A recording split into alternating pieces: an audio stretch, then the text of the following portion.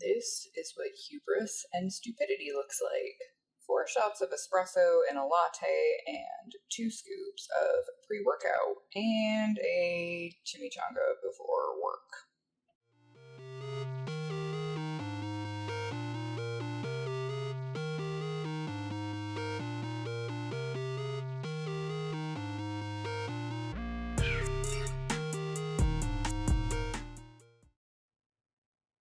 It is Tuesday, August 27th, 2024. Welcome to the vlog. My name is Randy. You can call me Miranda. You can call me Darq. Depends on what corner of the internet you've met me from, I suppose. I'm like a cat. I answer to just about anything. But we're going to wrap up all of August in one little vlog. I was planning on filming clips all month, and life just happened, as life tends to happen. So right now I am having my not very nutritious but unfortunately heavily caffeinated and electrolyte filled lunch before work. I have 5 appointments today, and the first 3 are very heavily muscled men who need elbows for like the whole thing. So I have to prepare my body calorically and rest-wise to be able to handle that and not be doubled over in pain by the end of a shift, because sometimes that's how it goes, and that's all magic comes with a price. And when you're helping somebody's body figure out how to heal itself, it feels like magic sometimes. But anyway, so lots and lots of things have been happening, and I am off work tomorrow. So I might do another check-in clip later this evening. We will see how I feel after work, and if not, I will definitely wrap all of this up tomorrow and explain and show off all of the things that have been going on and what's going on going forward. So we're just going to ignore the fact that clearly my desk gets used a lot, because it is never aesthetic and spotless and minimalist, and that is fine. If you work a lot at your desk, it's not always going to be completely cleared off. Have I cleared it off twice this week? Yes, but it is getting used a lot. So it's not sparkling, and that's okay. It is now August 28th, which is Wednesday, my day off.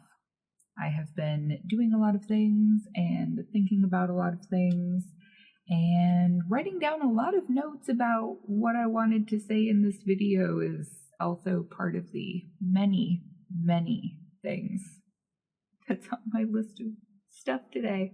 This isn't all going to be in a cohesive order that makes sense. This was just kind of stream of consciousness, writing down notes, and I'm going to ramble beyond the notes. So this is probably going to be a long one, and you might want to grab something to drink and maybe a snack, or get something to sketch, write with, whatever floats your boat. Knit or crochet if that's your thing. Get out some Papercrafts stuff if you want to just listen to me talk. We've already done the regular video intro, so you should know who I am by now, and if you don't, hi. My name is Randy. I write under the pen name Miranda K. Darq. You can call me Darq, you can call me Randy, you can call me Miranda. It doesn't really matter. Whatever works and is most copacetic and easy to remember for you. This book, which I'm dropping shit out of, has a lot of things in it, and I decided that today it is also going to be my note-taking for quasi-script, but not quite, because this is all just bullet list crap, maybe with a few complete sentences written in at some point. Long story short, and by long story short, I mean long story long, I have not made nearly as much writing progress this month as I planned to, but cooler heads prevailing and looking back on things, I realized that I have just now passed the 10K word mark on Love Like Cyanide, which, considering I started it at the beginning of the month and there was probably about a week and a half, almost 2 weeks straight, where I did not write a single word because life and work and kids have been so overwhelming. 10,000 words in a month is still nothing to sneeze at. So getting caught up in the numbers race, especially when you see other authors on social media. You're like, oh, well, they wrote like 60,000+ words this month and I only wrote 10. I'm a hack. I'm a horrible person. I'm lazy. Maybe I should quit. No. 10,000 words is perfectly fine. It is a good start. Would I like to do more next month? Yes.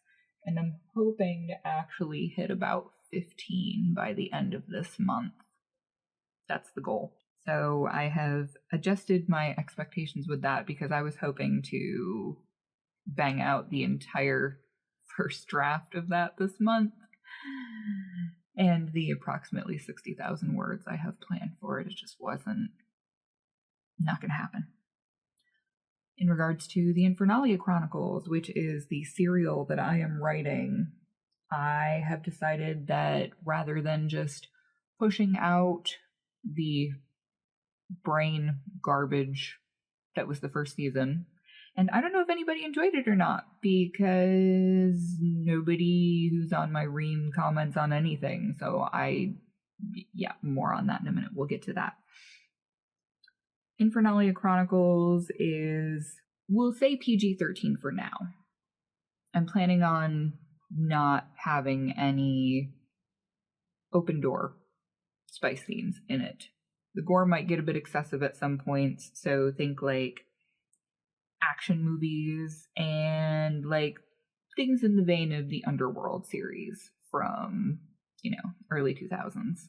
And very heavily anime and horror inspired stuff, which I enjoy quite a bit, but I don't think it's going to be romance heavy. If there's romance in it at all, I feel like there's going to be some tension and some friction, but I don't think we're gonna do romance as a primary genre for this. If it's there at all, it's definitely secondary subplot type of deal.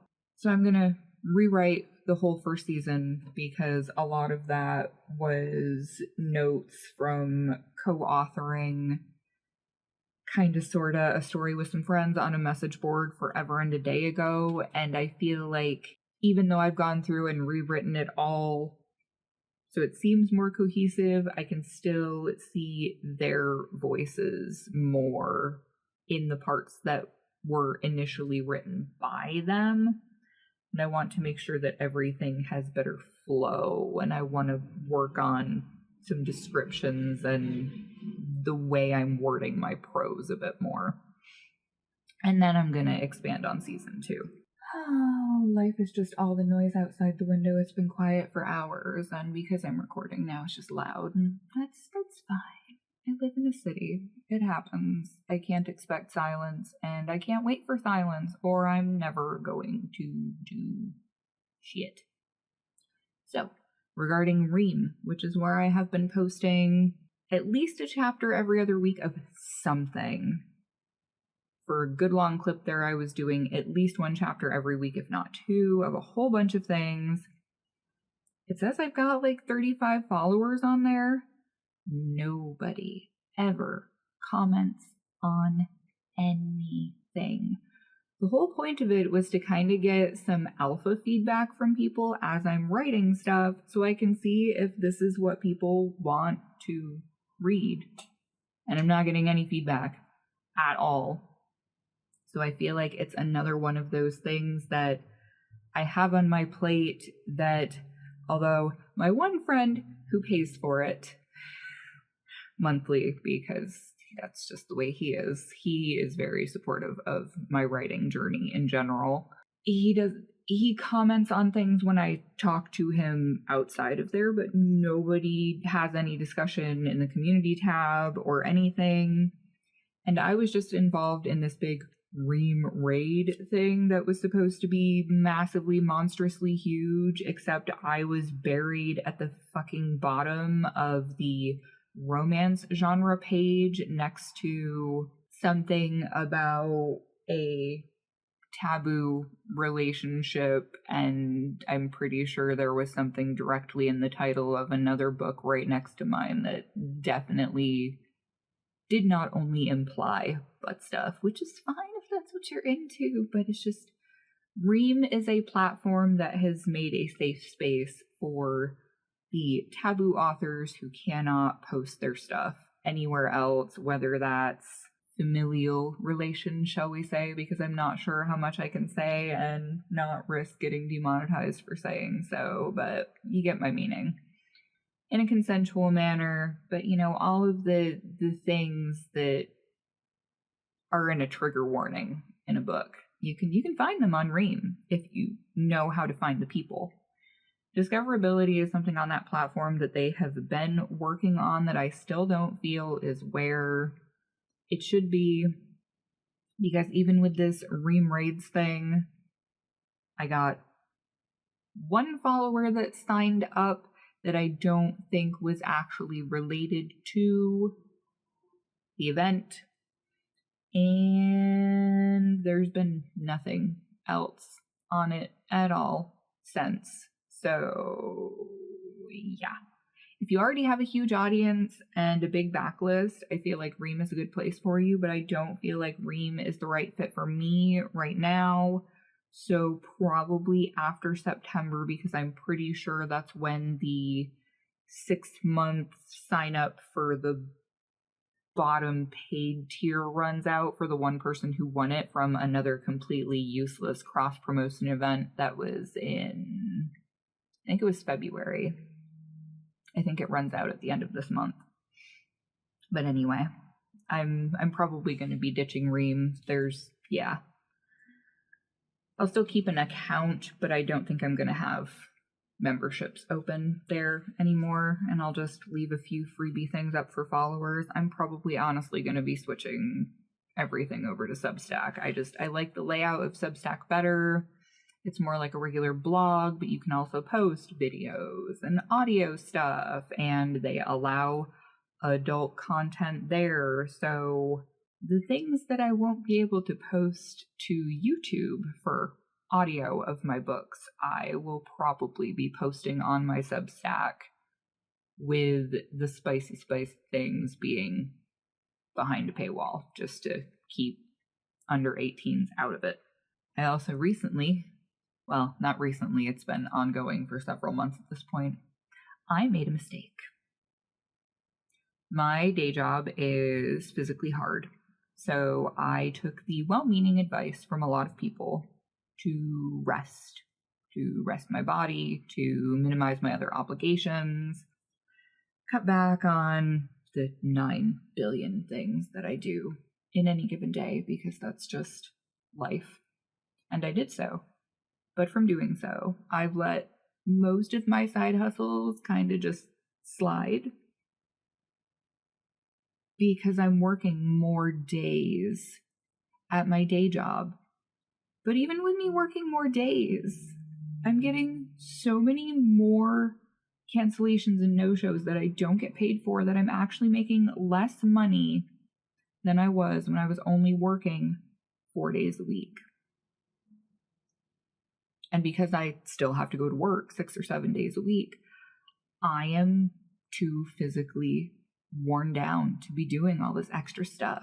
But I've let it slide long enough, and my money is dwindling quickly enough that I can't rest. I just can't. It's not a thing that is feasible for me to do at this juncture, which really sucks. My day job isn't enough. It just isn't. And I make like $30 an hour, you guys. And it's not enough.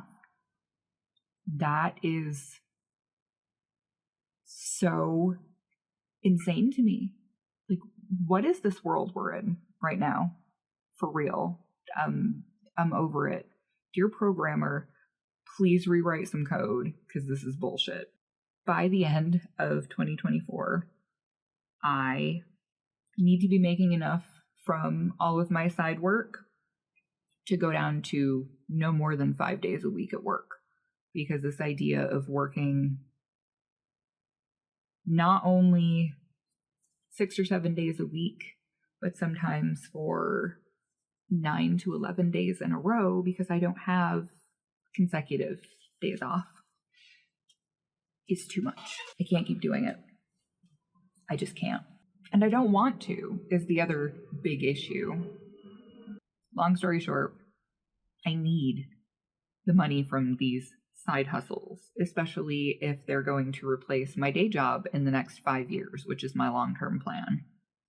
Once my younger son, Killian, graduates from high school, which will be in 8 years, I am going to be a full-time creative. That's all there is to it. I'm tired of working for other people. I'm done. I'm over it. So going back to writing and things that I'm going to change going forward, because let's be honest, everything at this point is testing the scientific method. We come up with an idea, we try it, we see how it goes, we adjust and carry on with the experiment. When I launched my book, I did not have trigger warnings in Blood from Stone. They're just not my thing, personally. I understand why some people like them. I am not a fan of them personally. That is my preference. If you think that makes me a monster, then bye, there's the door. I'm not for you.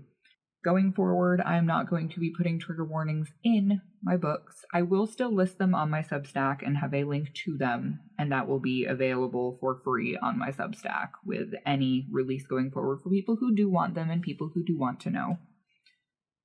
But I feel like putting a trigger warning in the front of the book and having somebody look at it and see a certain thing listed that they may feel a certain type of way about implies to them that mentioning it means it's a big part of the story. And it might not be. It might be barely mentioned. It might be hardly touched upon. It might not be nearly as horrific as you're thinking, but because I thought I was doing you a solid by mentioning it, you're now not even going to read it to see if you're okay with it or not. I feel like seeing it in a list at the beginning ramps up and magnifies the dread and expectation of said thing popping up at some point, like it's a jump scare, even if it's barely mentioned and not nearly as problematic as you might be thinking from the thing in the list.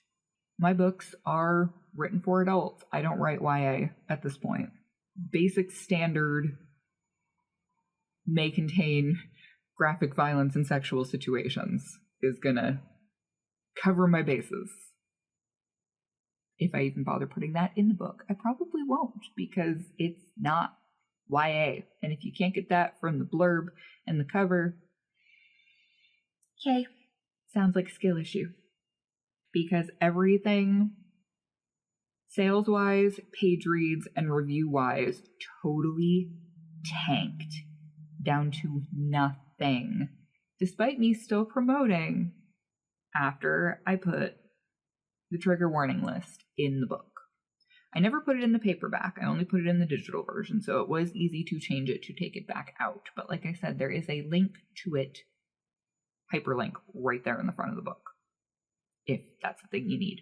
And then I got a review, which I know everybody says, oh, reviews are for readers, they're not for authors.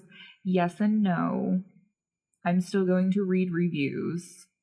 I probably shouldn't, but I got a review that kind of misrepresents a lot of things in the story. And it's written in such a way that rather than somebody looking at it and going, oh, this person mentioned several times that this particular thing isn't for them, this particular thing isn't for them, they're going to take everything they said as fact instead of opinion because of the way it is written in an editorial style. Because of that, being one of the only 2 actual reviews on the book, I feel like that's also partly responsible for everything tanking.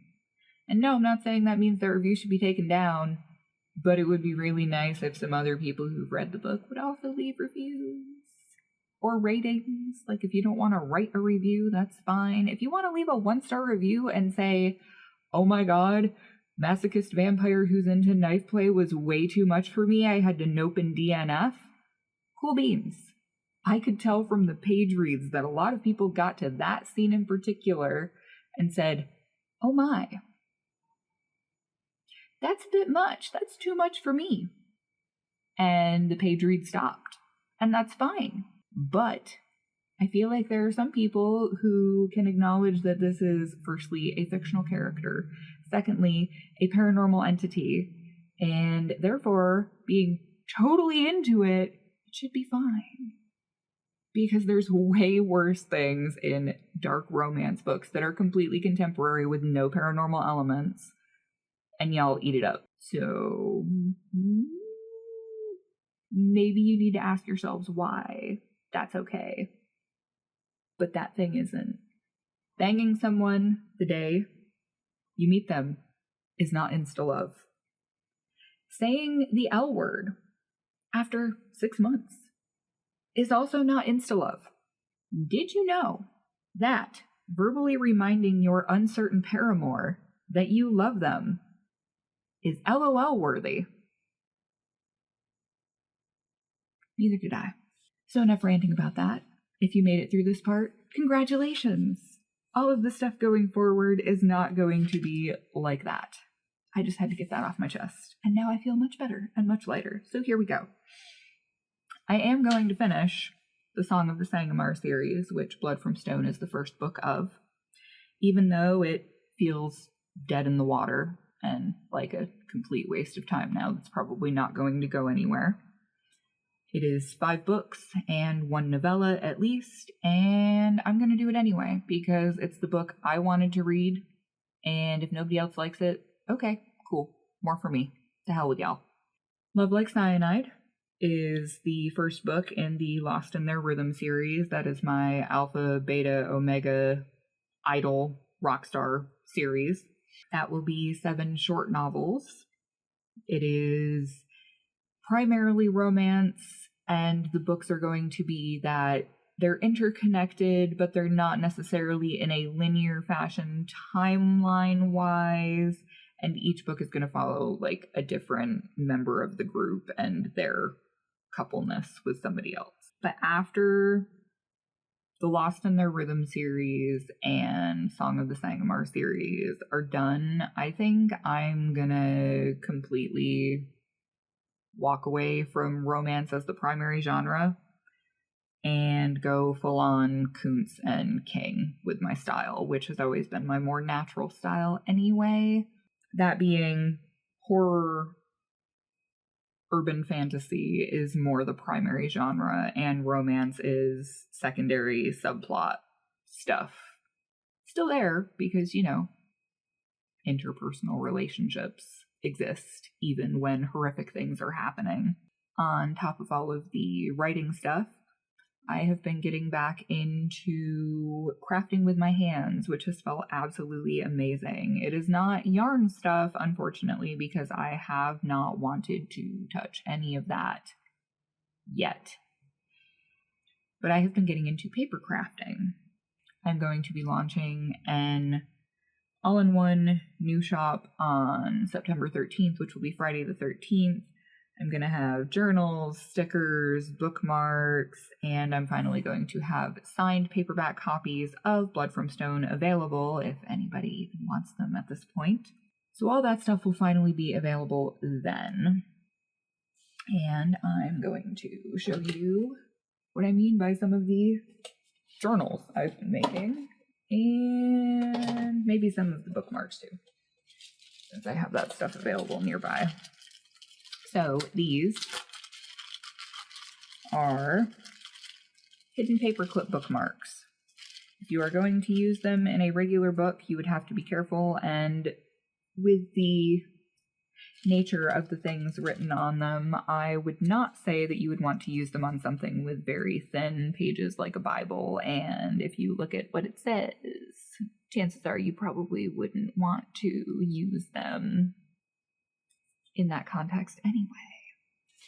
So it's got a little paper clip hidden inside here, and off the side if you wanted to use them as tabs to demarcate sections in a notebook or something, Works like a regular bookmark. If you wanted to use it like along the top here, there we go. But I made some of those just for the heck of it. Some of them say smut, some of them say love for people who want to be a little more discreet. But just getting my hands covered in glue and playing with paper and ink and stuff is so much fun. Seriously, if you are somebody who likes to make things and you have not made things with your hands in quite some time, you should. It was amazing, honestly. I have recently found the online world of traveler's notebooks, and I'm going to have some covers available, but also I have been making the inserts. These ones in particular are the standard traveler's notebook size. A bunch of these are just blank paper. These ones are the thicker ones, and they have 16 sheets and 32 pages plus the covers. And then the rest of them that I was experimenting with different things like paper type. This one has craft paper in it, so the paper's all just brown. I'm going to have some things that are lined, some things that have dots like a bullet journal. These ones, I think I did 10 sheets in these ones. And like I said, I just had a bunch of scrapbook paper pads hanging around, and I have ungodly quantities of reams of paper, so I was like, why not? Why not make use of them? A girl could always use more notebooks. Always. Oh, and then these even smaller ones. These are 16 pages, so if you wanted to use these for more of a scrapbooking thing, they would be better for that. But the ones with more pages are better for actual writing or sketching, whatever floats your boat. And then, because I had much smaller paper pads, I made all these really itty bitty little ones, and I'm going to make some cute little laminated covers, but these are all from a fall Halloween themed paper pad that I had. Little ghosts, pumpkins, haunted houses, skeletons, more skeletons, spider webs, purple and black stripes, jack-o'-lanterns. And if you aren't familiar with traveler's notebooks, well, eventually, in the next couple of weeks, I will have a few of them made up cover-wise with all the elastics and stuff. Essentially, it's a notebook where you can put these into it and take them out as you need, add more as you need, whatever works for you. Extremely customizable, and I have a good printer, so once I run out of scrapbook paper, I'll be able to actually make my own paper to make the covers. And this is me experimenting more with different things, but this is going to be the first one that I am using for me. It's got some washi tape, some stamps, a sticker that says the coffee. And I found this really awesome rubber stamp that looks like it's a screen for an old iPod. And you get to write down what you're listening to, and since I've been listening to Stray Kids on repeat, especially Jam, it only made sense to put it there. But you also will have noticed from me waving it around the whole time, because I grew up in New York and I talk with my hands a lot,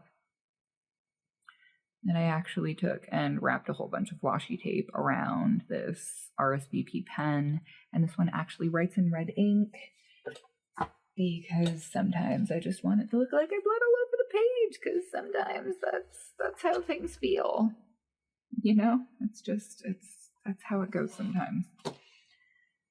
So, that is all of the paper crafting updates. So be on the lookout for a shop update, and I'm going to be moving everything from Etsy to a Shopify store at least for the next year to give it a try. The fee increase, and now Etsy saying that you can't have anything that has even remotely adult content in it. It's like, so because I write paranormal romance, you're trying to tell me that I shouldn't be able to sell my signed paperbacks on Etsy? Okay, bro. So other things that I'm working on top of all of those things. So again, like I said, I have been letting all of my side hustles slide, and I can't do that. I need all of these things to be having those little trickles of money coming in so I can be breaking even, not constantly trying to dig myself out of a hole that just seems to keep backfilling behind me and burying me the more I try to crawl out of it. Because of that, I am diving back into audio stuff more. I'm not quite sure what sorts of things I'm going to be putting on my audio channel. I'm probably just going to be doing regular story narrations there, mostly public domain stuff, because another creator that I talk with on Twitter just had his channel. He has a temporary posting ban for 2 weeks. I don't know if somebody is just rage reporting everything he makes or if somebody has got it out for him. But he can't post anything at all for 2 weeks. Everything is completely demonetized on his channel for that time. He has to take a class that agrees to comply with the community standards going forward, all because somebody said that his content contained sexual yawning. Let that sink in for a minute.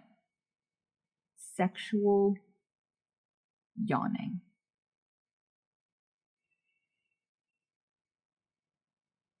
Yeah. That was my thought too.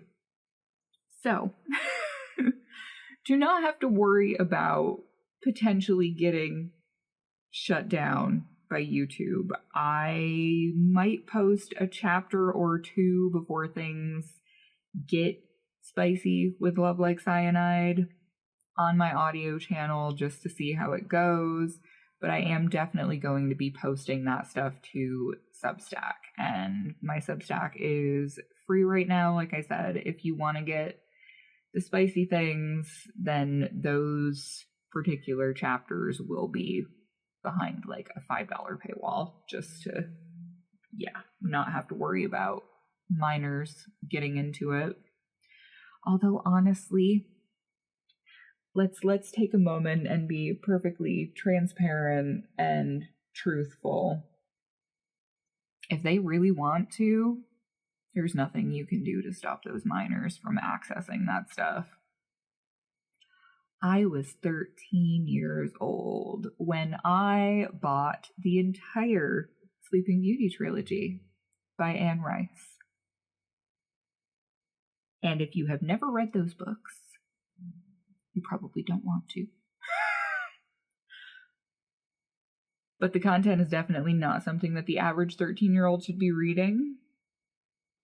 But by the same token, I don't believe in censorship, and I do not feel like I was abused or neglected when I purchased those things. And I was reading, like, Stephen King when I was 12, too, so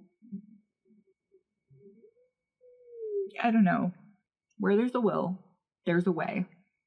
But you, as a creator, should still take steps to protect yourself. We'll put it that way. If they're really bound and determined, they're going to find a way anyway.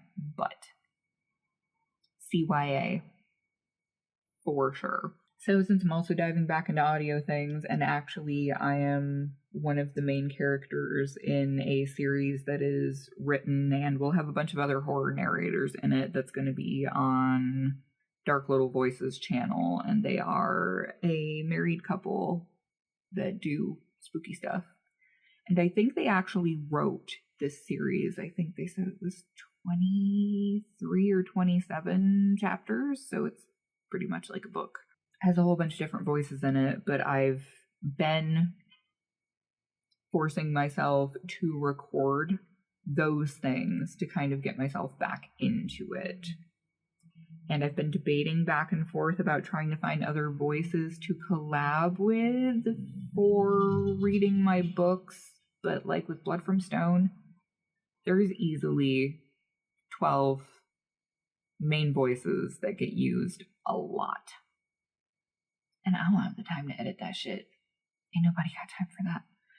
So, as cool as it would be to have a whole bunch of super sultry, saucy, spicy dude voices in my audiobook, I don't have the patience. And if I was going to ask people to do that with me, I would also pay them to do so. I understand that with a lot of people who are just starting out on YouTube and stuff, when somebody asks you to collab, you know you're not going to get jack for payment. It's payment and exposure, which is fine.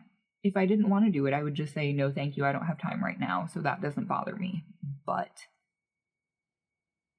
if I was going to have it be in something where I was going to be definitely directly monetarily benefiting from it, like an audiobook, I would be paying all of the other voice actors.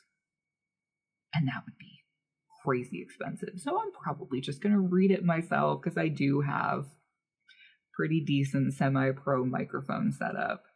Also thanks to a friend. I'm just going to have to sleep less to get ahead financially, to get to where I need to be, to get to where I want to be in 5 years' time. I just have to suck it up. Resting has gotten me nothing but behind and even more stressed out. So bring on the caffeine. Here's to creativity. And remember, we are all works in progress. Like, share, comment, and subscribe, and I will catch you guys all in the next one, which is probably going to be a book review video. Take care, everyone.